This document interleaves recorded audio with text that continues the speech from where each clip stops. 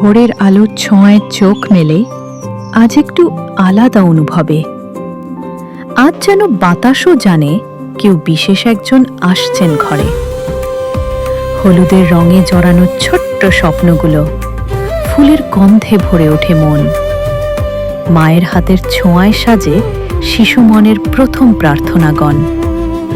দোয়াতের দুধে ঝিলমিল করে জ্ঞান শুরুর নীরব আলো।